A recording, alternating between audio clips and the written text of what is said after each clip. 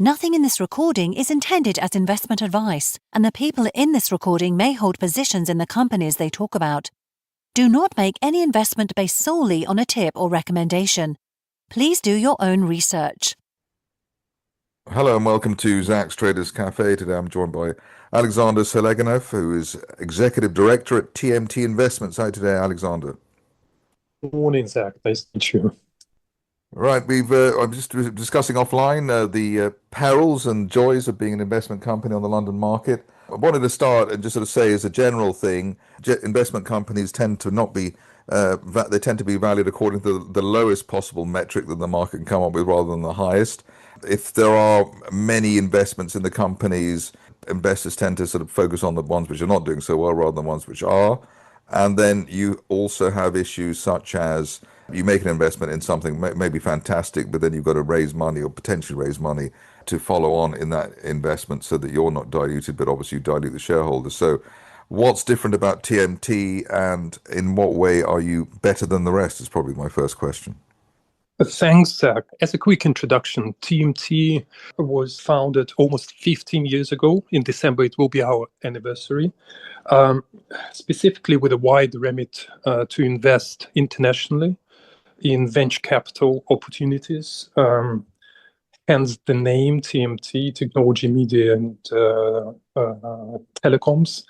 Since then, we've invested in over 100 companies, primarily in the US, Western Europe, the UK, some very successful places like Estonia, and grew a few unicorns in our portfolio, had a number of very successful exits with huge multiples, like 50 times our investment, 23 times our investment. The most successful investment so far has probably been Bolt, which I'm sure pretty much everyone knows about. It's a competitor of Uber in London as well, in the UK and in hundreds of other countries. And basically, we think we've been quite successful. The IRR since inception has been over 14%, over a dozen of exits. And the existing portfolio valued at over 200 million. And we are currently trading at a 60% discount to NAV. What else is different for TMT? We think we are very conservative in a good sense with our valuation approach. Our portfolio as of June 2025 was valued mainly on the back of actual transactions. Only 15% of the portfolio value was valued on the back of multiples. In other words, the value of the portfolio is very, very transparent. We don't try to justify valuations using fancy multiples. We all know how easy it is to choose convenient multiples when required. So our absolute preferred approach has always been to use actual transactions as a guideline to revalue our companies. And that's why we've launched this small share buyback program just yesterday.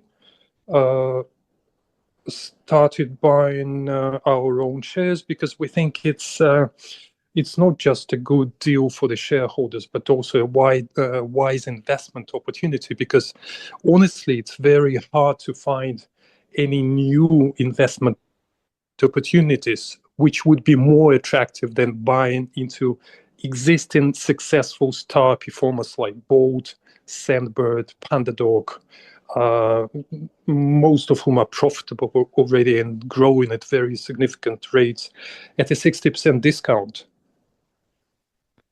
Right, so you're basically going to be buying, paying 40p for a pound or something like that. So it's a good deal for you. So you're putting your money where your mouth is on that front.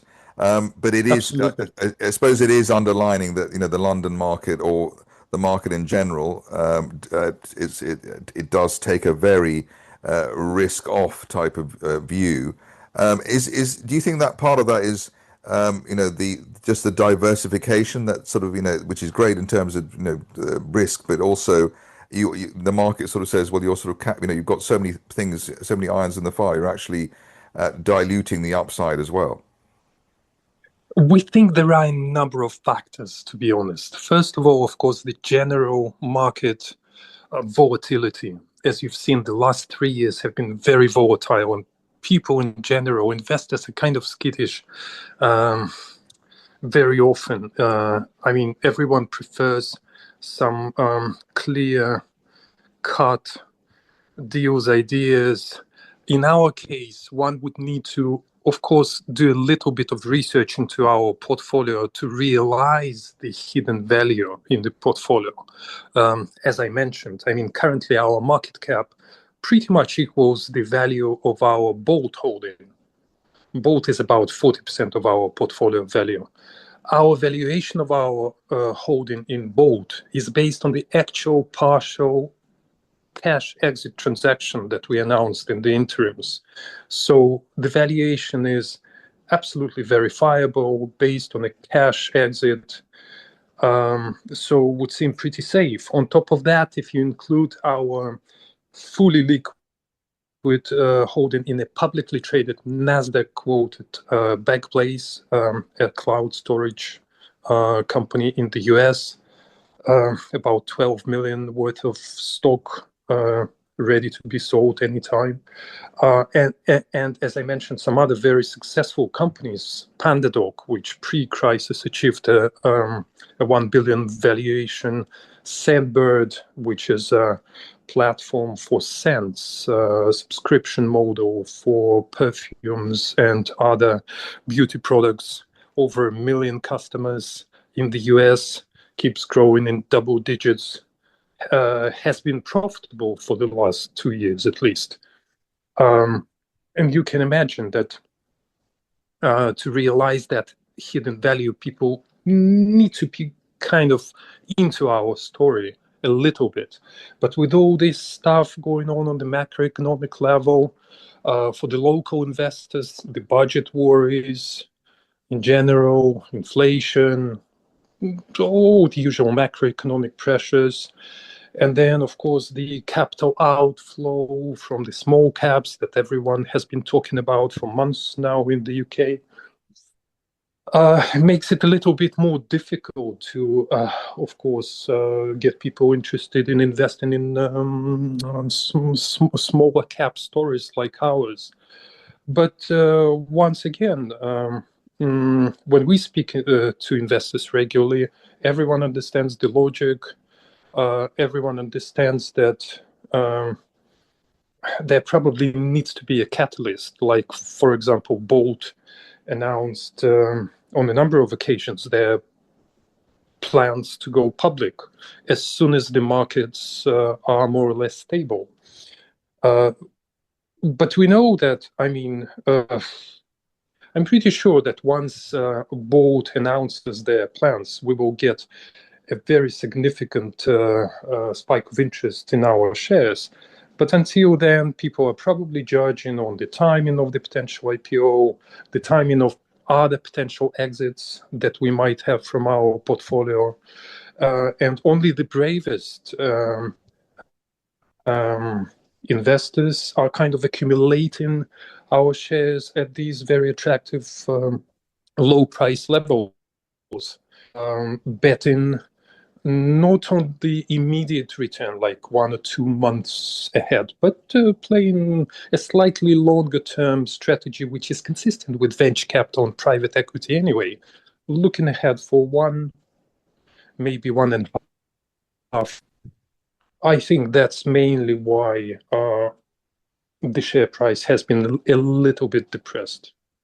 But I think the main premise with your company is, it's venture capital.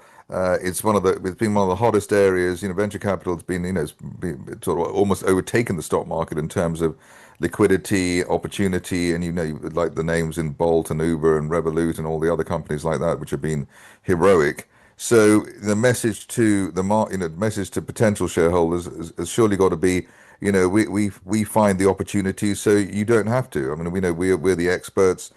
We've already got a proven track record, and we're trading at such a discount as well that there's the downside from these levels can only be regarded as limited. Absolutely, that's exactly the point. You've highlighted the key messages there absolutely correctly. Our IRR of over 14%, including the last 3 difficult years for venture capital, is honestly quite exceptional.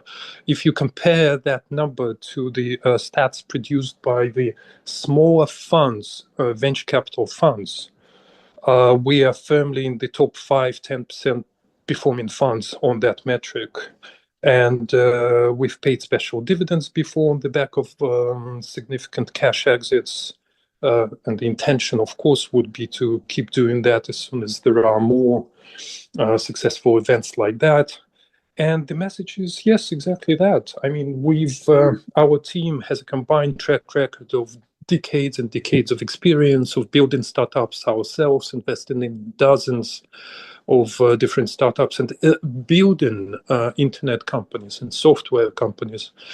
So it's a huge, huge source of expertise, which one could rarely find in a single person. If you try to identify startups yourselves, investing through various crowdfunding campaigns, it's very difficult. It's very challenging. The availability of information is difficult. Access to deals is even more difficult. And more importantly, diversification. I mean, in our case, we have over 50 companies in our portfolio, ranging from early stage, mid stage, and including some well-developed, sizable pre-unicorn type companies. So it's a very, very convenient way of getting exposure to this sector, especially at such a significant discount. Alexander Selegenev, Executive Director at TMT, thank you very much indeed. Thank you, Zach. Thanks for your time. Thank you for listening. Remember to visit our website for more news and other podcasts at www.share-talk.com.